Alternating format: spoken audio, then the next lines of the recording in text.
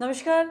Live cities के विशेष कार्यक्रम सुबह की छाया में आप सभी का स्वागत है और सुबह के 8:30 बज गए हैं। आज हम तमाम चीज़ों पे खास बातचीत करेंगे और इसी पे परिचर्चा के लिए आज हमारे साथ मौजूद है बिहार के जाने-माने वरिष्ठ पत्रकार रवि उपाध्याय सर। सर नमस्कार, बहुत-बहुत स्वागत है आपका। जी। सर आज रोहतास के बिक्रमगंज में पीएम मोदी जाएँगे और एक वहाँ के लोगों के लिए एक बड़ी सौगात लेके आने वाले हैं वो।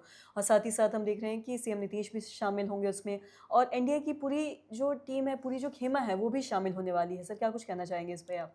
देखिए, बीते दिन आपने देखा कि प्रधानमंत्री नरेंद्र मोदी पटना के जयप्रकाश नारायण अंतर्राष्ट्रीय हवाई अड्डा के विस्तारीकरण का यहाँ पर उसका शुभारंभ किया। ये एक बड़ी सौगात बिहार को मिली। उसके बाद से रोड शो किया जयप्रकाश नारायण अंतर्राष्ट्रीय हवाई अड्डा से भारतीय जनता पार्टी के प्रदेश मुख्यालय तक। जी। तो अब उसके बाद वह आज जो है सो विक्रमगंज जाने वाले हैं। वहाँ पर भी वो बड़ा जो है सो एयरपोर्ट का वहाँ पर होने जा रहा है, शिलान्यास होगा। तो ये एक बड़ी बात होगी वहाँ पर और एक बड़ा सौगात मिलेगा वहाँ। तो ये सबसे बड़ी बात है कि जब वह जा रहे हैं तो आप उस वहाँ पर विक्रमगंज में आप वहाँ पर नवीनगर के पावर प्रोजेक्ट की जो वहाँ पर भी कई योजनाओं का वह शिलान्यास करेंगे। उसके बाद से पटना सासाराम एक्सप्रेसवे का भी वह जो सो ये शिलान्यास करेंगे। तो यह सब कई सारी बात है और टोटल बात अब इसको ऐसे समझा जा सकता है कि प्रधानमंत्री बीते 2 दिन में 50,000 करोड़ हुँ। की बड़ी सौगात बिहार को देने का काम किया है। तो निश्चित रूप से और एक बात और समझ लीजिए, चुनावी साल है, चुनावी वर्ष है, गिने-चुने महीने रह गए हैं चुनाव में, उसके बाद चुनाव आचार संहिता लागू हो जाएगा। तो ऐसे में प्रधानमंत्री नरेंद्र मोदी का बिहार लगातार दौरा होना आप देख समझ सकते हैं कि प्रधानमंत्री नरेंद्र मोदी का यह चौथा दौरा है 5 माह के दरमियान। तो और उसके बाद यह भी कहा जा रहा है कि 20 जून को फिर वह आएँगे।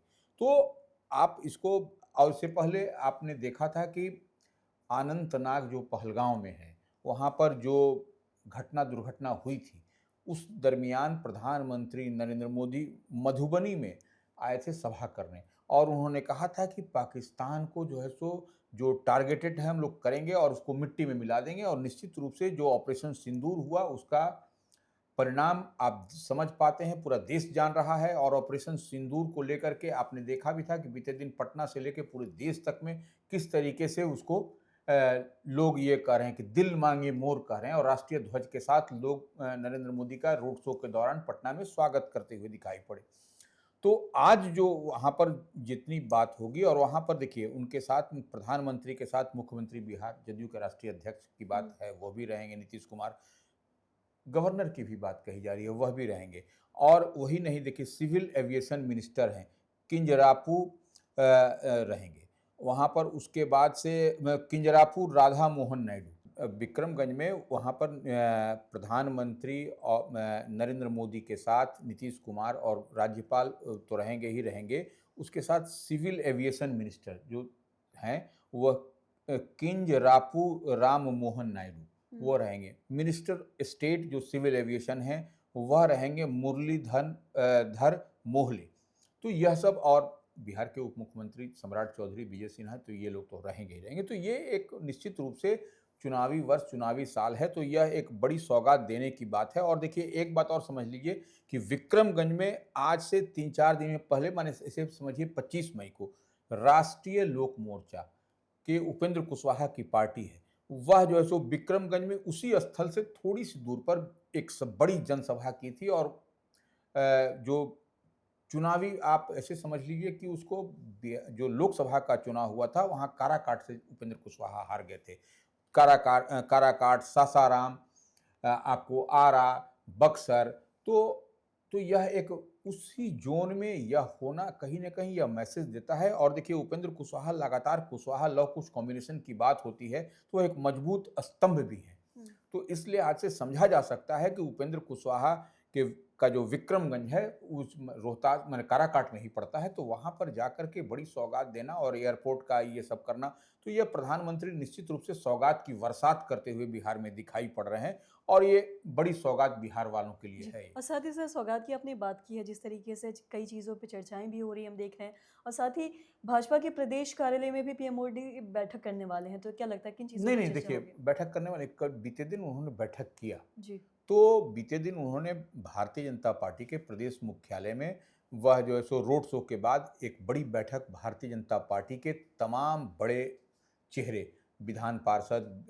विधान सभा के जो नेता हैं वहाँ माने जो भाजपा के वो और तमाम भाजपा के केंद्रीय मंत्री हों या जो भी हों राज्यसभा सांसद, एमएलए, एमएलसी सबके साथ बैठक की और उन्होंने टिप्स दिया कि कैसे 2025 में जो विधानसभा का आम चुनाव हो रहा है उसमें एनडीए को, भारतीय जनता पार्टी को कैसे बेहतर करना है और उतनी ही मजबूती के साथ परफॉर्म करना है, स्ट्राइक रेट बेहतर करना है कि क्योंकि जो 2025 में 225 की बात जो टारगेट रखा गया है एनडीए की ओर से, भारतीय जनता पार्टी की ओर से, उसको हमको अचीव करना है। तो ये इतनी बात स्पष्टता के साथ दिखाई पड़ रही है और यही पाठशाला नरेंद्र मोदी की लगी भारतीय जनता पार्टी के प्रदेश मुख्यालय में। तमाम दिलीप जायसवाल अध्यक्ष से लेकर के डिप्टी सीएम और सभी मंत्री संतरी सारे लोग वहां मौजूद थे, एमएलसी, एमएलए। तो यह एक बड़ी पाठशाला नरेंद्र मोदी की लगी है वहां।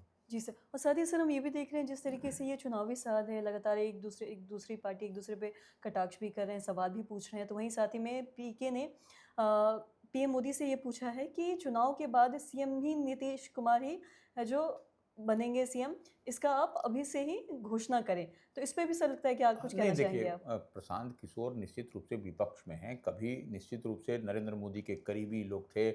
नीतीश कुमार जो जदयू के राष्ट्रीय अध्यक्ष हैं, बिहार के मुख्यमंत्री हैं, उनके साथ रहे, नंबर 2 का ओहदा लेकर के रहे और अब वो जनसुराज के संस्थापक हैं।